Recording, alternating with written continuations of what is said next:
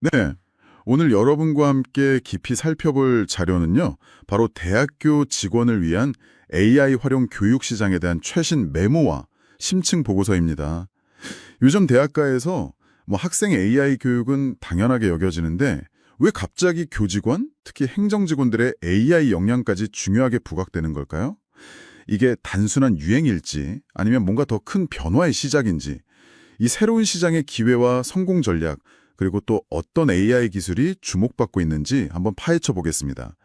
특히 정부가 2026년까지 대학 AI 교육 확대를 위해서요. 무려 1조 4천억 원, 그중에서도 고등교육 분야에만 5천억 원을 투입한다.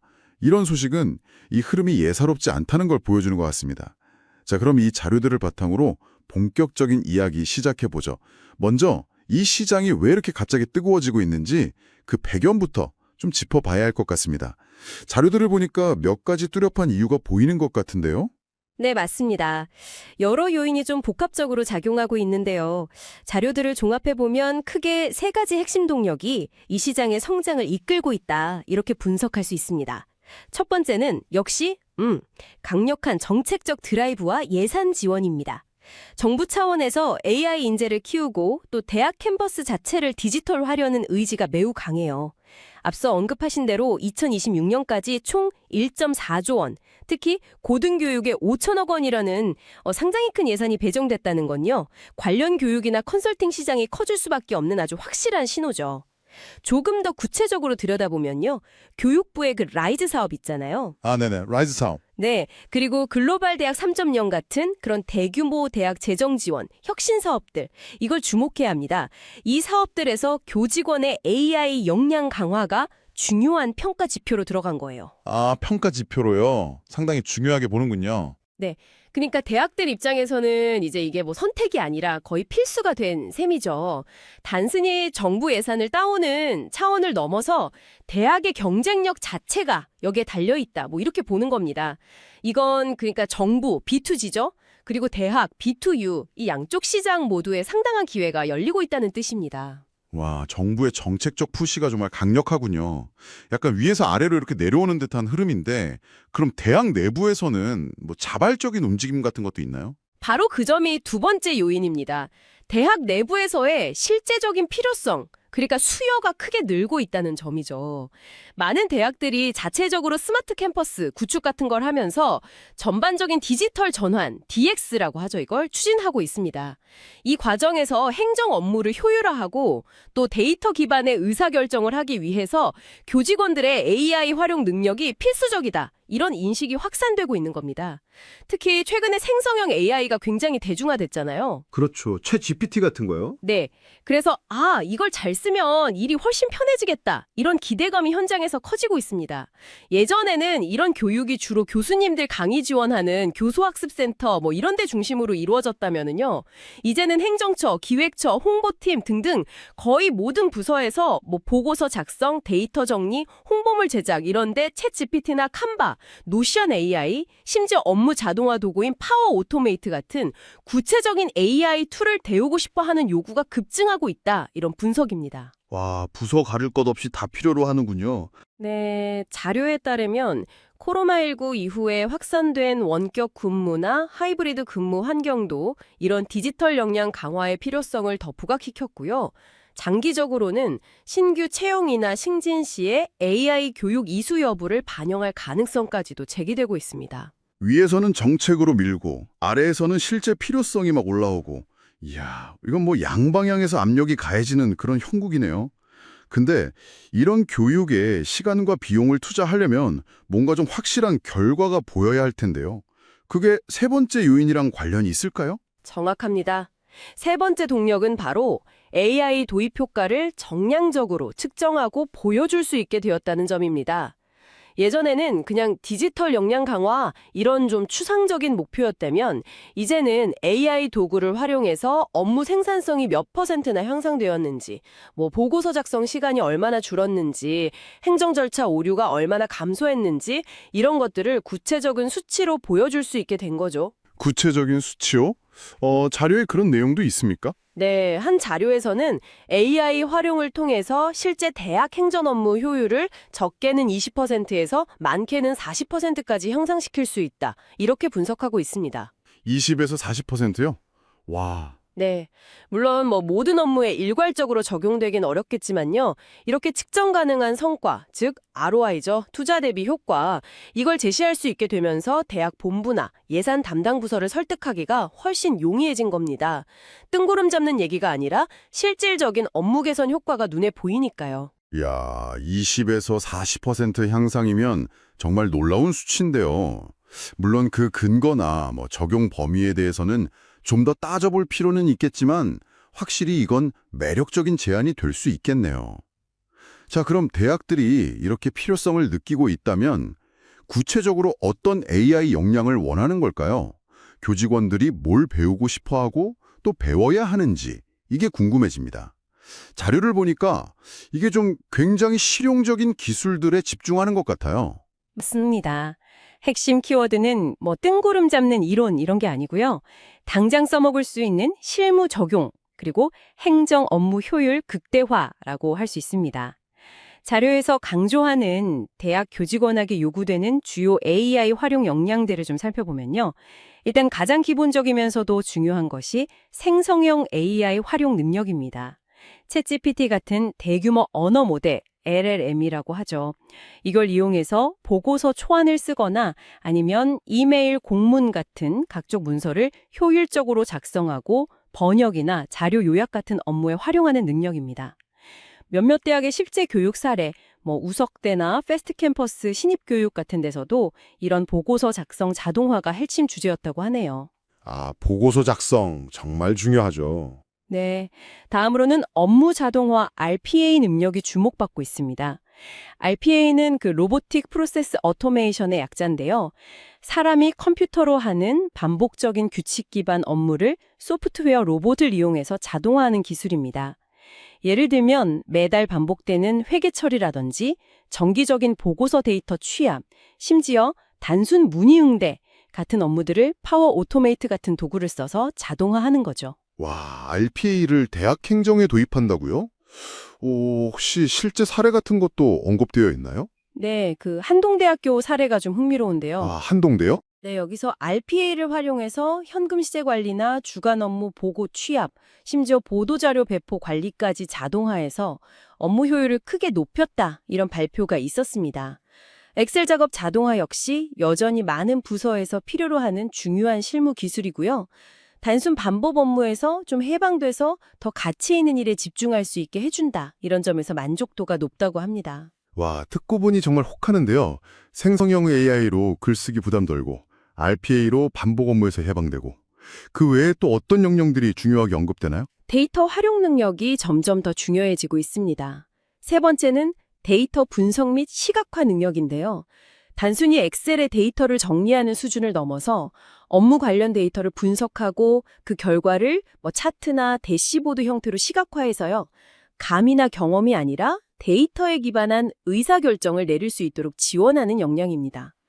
동명대학교 교육 사례에서는 생성형 AI를 활용해서 데이터 분석을 더 쉽게 하는 방법까지 다루고 있다고 하니까 이 데이터 리터러시의 중요성이 더욱 커지고 있음을 알 수 있습니다. 데이터 기반 의사결정 중요하죠. 네 번째로는 AI 챗봇 및 가상비서 활용 능력입니다. 학생들의 입학문이나 증명서 발급 절차 안내, 교내 시설 이용 문의 이런 거에 24시간 응대할 수 있는 챗봇을 직접 개발하거나 아니면 기존 솔루션을 효과적으로 활용하는 능력입니다. 특히 LLM 기반 챗봇 기술이 발전하면서 훨씬 자연스러운 대화와 정확한 정보 제공이 가능해졌죠. 자료에 따르면 일부 대학에서는 이미 특정 분야, 예를 들어 대학원 입학 도우미 같은 특화된 챗봇을 개발해서 운영 중이라고 합니다. 학생 지원 업무 부담을 상당히 덜어줄 수 있겠네요. 다섯 번째는 뭔가요? 다섯째는 컨텐츠 제작 능력과 기본적인 디지털 리터러시입니다. 대학 홍보나 내부 커뮤니케이션을 위해서 이미지나 짧은 영상 같은 컨텐츠 만들 일이 많은데요. 이때 캔바나 미드저니, DID 같은 AI 기반 디자인 도구를 활용해서 빠르고 효과적으로 결과물을 만들어내는 능력입니다. 물론 뭐 슬랙이나 MS 팀즈 같은 협업 툴을 능숙하게 사용하고 온라인 환경에서 효과적으로 소통하는 기본적인 디지털 소양도 포함됩니다. 네, 그런 기본적인 툴 활용 능력도 중요하겠고요. 네. 그리고 마지막으로 기술적인 능력만큼이나 중요하게 다뤄지는 것이 디지털 환경에서의 협업 능력과 리더십입니다. AI 시대를 맞아서 변화하는 업무 환경 속에서 어떻게 하면 세대 간 또 부서 간 장벽 없이 원활하게 소통하고 협업할 수 있을지, 또 AI를 활용한 새로운 업무 개선 아이디어를 발굴하고 조직 내에 확산시키는 리더십을 어떻게 발휘할 것인지 뭐 이런 것들이 교육 내용에 포함되고 있습니다. 우석대학교 교육과정에서도 이런 부분을 다뤘다는 언급이 있었고요. 이야, 정말 다양하네요. 단순히 챗 GPT 사용법 같은 단편적인 교육이 아니라 문서 작성, 업무 자동화, 데이터 분석, 챗봇 활용, 콘텐츠 제작, 그리고 협업과 리더십까지 뭐랄까 거의 대학 행정 업무 전반을 아우르는 실무 역량 패키지 같은 느낌입니다. 파워 오토메이트, 노션 AI, 챗 GPT, 캔바 같은 구체적인 도구 이름이 계속 나오는 걸 보면 정말 이론보다는 실전에 초점을 맞추고 있다는 게 느껴지네요. 예를 들어 행정실 직원은 근태나 결제 처리를 자동화하고 기획처 직원은 대학 혁신사업 보고서 초안을 AI로 만들고 입학처 직원은 홍보 포스터를 AI로 뚝딱 만들어내는 그런 구체적인 활용 능력을 원하는 거군요. 그렇다면 이렇게 구체적인 요구사항을 가진 또 빠르게 성장하는 시장에 진입하려는 교육 서비스 제공자 입장에서는 어떤 전략을 세워야 할까요? 경쟁도 치열해질 텐데 어떻게 차별화하고 성공할 수 있을지 자료에서 제시하는 전략들이 궁금합니다. 네, 자료는 이 시장에서 성공하기 위한 몇 가지 핵심적인 접근 방식을 제안하고 있습니다. 단순히 AI 기술 교육 상품을 파는 것을 넘어서서 대학의 실질적인 변화를 돕는 파트너가 되어야 한다. 이런 관점인데요. 한 5가지 정도로 요약해 볼 수 있습니다. 첫째, 철저한 맞춤형 컨텐츠 개발입니다. 일반 기업 대상의 AI 교육과는 달라야 한다는 거죠. 대학 행정에는 등록금 처리, 장학금 지급, 교원 인사, 연구관리 등등 고유한 업무들이 많습니다. 따라서 이런 대학의 특수성을 반영한 구체적인 사례와 실습 중심으로 프로그램을 설계해야 합니다. 이론 강의보다는 당장 내 업무에 적용해서 효율을 높일 수 있다는 확신, 아까 말씀드린 20에서 40% 효율 향상 같은 거요. 그런 확신을 줄 수 있는 실습 위주 교육이 훨씬 효과적이라는 점을 강조합니다. 아, 대학 행정이라는 그 도메인 지식이 중요하군요. 단순히 AI 강사가 아니라 대학 업무를 이해하는 사람이 필요하다 이런 뜻이겠네요. 두 번째 전략은 뭔가요? 두 번째는 적극적인 협력과 판로 개척입니다. 혼자 힘으로 모든 대학과 접촉하기는 어려우니까요. 앞서 언급된 교육부의 라이스 사업이나 대학 혁신 지원 사업 같은 정부 지원 사업과 연계하는 것이 유리합니다. 이런 사업의 교육 프로그램을 제안하거나 여러 대학이 공동으로 활용할 수 있는 교육 플랫폼을 구축하는 방식이죠. 아예 여러 대학이 컨소시엄을 구성해서 공동으로 교육 과정을 개발하고 운영하는 협력 모델도 좋은 대안으로 제시되었습니다. 정부나 대학 협의체와의 네트워킹이 중요해지는 부분입니다. 정부 사업과 연계하거나 대학 간 협력을 통하면 규모의 경제 효과도 얻을 수 있겠군요. 세 번째 전략은 무엇인가요? 세 번째는 교육 대상과 범위를 과감하게 확장하라는 것입니다. 기존에는 교수학습센터나 IT 부서, 직원들 위주로 교육이 이루어졌다면 이제는 기획처, 입학처, 홍보팀, 총무처, 재무팀 등등 AI 도구 활용을 통해 업무 개선 효과를 크게 볼 수 있는 대학 내 모든 부서와 직원을 대상으로 삼아야 한다는 것입니다. 잠재 고객층을 훨씬 넓게 보라는 의미죠. 네 번째는 좀 더 결과지향적인 접근 같은데요. 맞습니다. 네 번째는 실질적인 성과를 만들고 이를 가시화하는 전략입니다. 단순히 교육을 제공하고 끝나는 게 아니라 각 부서가 배운 내용을 바탕으로 실제 업무 개선 프로젝트, 예를 들면 AI 활용 우리 부서 업무 혁신 프로젝트 같은 것을 직접 기획하고 실행하는 겁니다. 그리고 그 결과를 연말에 성과 경진 대회 같은 형태로 발표하고 우수 사례를 공유하게 함으로써 교육이 단순한 학습을 넘어 실제 조직의 변화로 이어졌다는 것을 명확하게 보여주는 거죠. 성과 경진 대회 재밌겠네요. 네. 한동대학교에서 자체적으로 이런 혁신 우수 사례를 발굴하고 공유하는 제도를 운영하는 것이 좋은 참고 사례로 언급되었습니다. 마지막 5번째는 장기적인 관점에서의 전략으로 보입니다. 그렇습니다. 마지막은 교육 프로그램의 브랜드화 및 플랫폼화입니다. 일회성 특강이 아니라 예를 들어 AI 기반 스마트 캠퍼스 구축 전문가 과정이나 대학 행정 혁신을 위한 AI 역량 강화 프로그램처럼 명확한 이름과 커리큘럼을 가진 교육 브랜드를 만드는 겁니다. 이렇게 해서 인지도를 높이고 더 나아가 개발된 교육 컨텐츠를 대학 내부의 학습 관리 시스템 LMS나 이러닝 플랫폼에 탑재해서 교직원들이 언제든 필요할 때 학습하고 참고할 수 있는 상시 학습 체계를 구축하는 것. 이게 장기적으로 중요하다고 보고 있습니다. 5가지 전략을 들어보니 결국 성공의 열쇠는 대학이라는 특수한 환경을 깊이 이해하고 맞춤형 콘텐츠, 외부 지원을 적극 활용하며 협력팔로 내부 구성원 전체를 참여시켜 대상 확장, 실제 성과로 증명하고 실무 성과, 이걸 또 지속 가능한 시스템으로 만드는 브랜드화 플랫폼화 것이군요. 단순히 교육 상품을 파는 게 아니라 대학의 체질 개선 파트너가 되어야 한다, 이런 이야기로 들립니다. 여기서 정말 흥미로운 지점은 교육의 목표나 패러다임 자체가 바뀌고 있다는 점인 것 같습니다. 예전에는 개별 직원 몇몇에게 특정 AI 도구 사용법을 알려주는 방식, 자료에서 1, 2회차 모델이라고 표현한 접근이었다면요. 이제는 대학의 거의 모든 부서가 참여해서 조직 전체의 AI 활용 역량을 끌어올리고 나아가 업무 프로세스와 조직 문화 자체를 혁신하려는 확장형 모델, 즉 3회차 이후 모델로 나아가고 있다, 이런 분석입니다. 목표가 단순히 AI 교육 운영이 아니라 대학 혁신 역량 내재화로 훨씬 커진 거죠.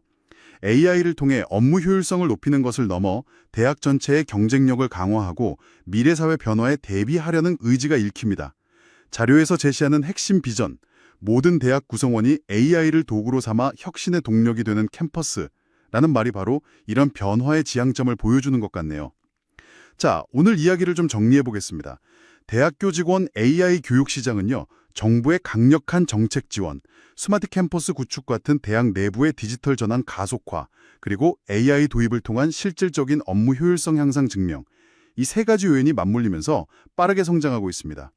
요구되는 역량은 매우 실무적이어서 생성형 AI 활용 능력, RPA를 통한 업무 자동화, 데이터 분석 및 시각화, AI 챗봇 활용, 컨텐츠 제작 능력을 실제 대학 행정 업무에 바로 적용하는 데 초점이 맞춰져 있고요. 이 시장에서 성공하려면 대학의 특수성을 반영한 맞춤형 실습 교육을 제공하고 정부 지원 사업 등 외부 자원과 효과적으로 연계하며 특정 부서가 아닌 대학 전체 구성원의 참여를 유도하고 교육의 성과를 구체적인 업무 개선 효과로 보여주면서 이를 지속 가능한 시스템으로 구축하는 전략이 필요하다는 것을 확인했습니다. 네, 여기서 우리가 주목해야 할 더 깊은 의미는요. 이 AI 교육이 단순히 기술 몇 가지를 가르치는 것을 넘어서서 대학이라는 조직의 운영 방식과 문화 자체에 AI를 깊숙이 뿌리내리려는 시도라는 점입니다.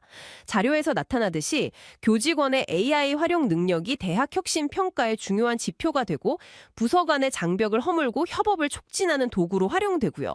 궁극적으로는 교수와 직원이 함께 데이터를 기반으로 소통하고 혁신하는 문화를 만들려는 더 큰 그림의 일부라는 거죠. 이것은 AI가 더 이상 일부 전문가의 기술이 아니라 조직 전체의 생존과 발전을 위한 핵심 역량이자 문화적 DNA로 자리 잡아가고 있음을 보여주는 중요한 신호라고 생각합니다. 오늘 분석을 마무리하며 여러분께 생각해 볼 만한 질문 하나를 던져봅니다. 저희가 주로 살펴본 자료들은 대학의 행정, 교직원들의 AI 역량 강화에 집중되어 있었습니다. 물론 행정 효율화는 대학 운영의 효율성을 높이는 데 매우 중요하죠. 하지만 만약 이 흐름을 교수진에게까지 확장한다면 어떨까요? 단순히 강의에 PPT 대신 AI 도구를 쓰는 수준을 넘어서요. 교수들이 자신의 연구 설계, 데이터 분석, 혹은 새로운 교육 방법론 개발과 같은 핵심적인 학문 활동에 AI를 더 깊이 통합하도록 적극적으로 지원한다면 말입니다. 행정의 효율화와 교육 및 연구의 혁신이라는 두 바퀴가 함께 굴러갈 때 대학 전체의 혁신 속도와 그 파급력은 훨씬 더 커지지 않을까요? 이 부분, 즉 교수진의 AI 역량 강화와의 시너지는 오늘 자료에서 충분히 다르지 않은 영역이라 여러분 각자의 시각으로 더 깊이 탐색해볼 흥미로운 지점이 될 것 같습니다. 오늘 저희와 함께 이 역동적인 변화의 현장을 탐색해 주셔서 감사합니다.